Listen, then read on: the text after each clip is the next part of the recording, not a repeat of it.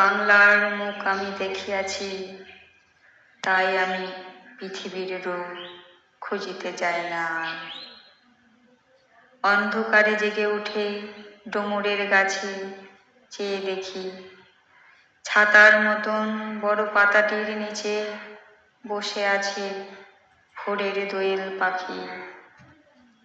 চারিদিকে চেয়ে দেখি পল্লবের স্তূপ, জাম, বট, কাঁঠালের হিজলে অসুধের করে আছে চুপ। ফণী মনসার ঝোপে সতীবনে তাহাদের ছায়া পড়িয়াছে। মধুকর ডিঙা থেকে না জানি সে কবে চাঁদ চম্পার কাছে।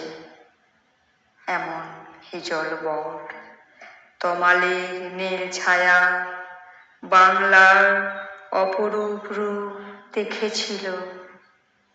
বেহুলাও একদিন গাঙুরির চলে ভেলা নিয়ে। কৃষ্ণা দ্বাদশী জ্যোৎস্না যখন মরিয়া গেছে নদীর চড়ায়, সোনালি ধানের পাশে অসংখ্য অশ্বত্থ বট দেখেছিল। হায়, শ্যামার নরম কান শুনেছিল।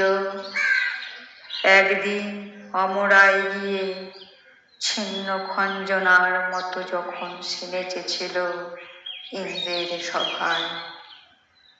বাংলার নদী, মাঠ, ভাটফুল ঘুঙুরের মতো তার কেঁদেছিল পায়।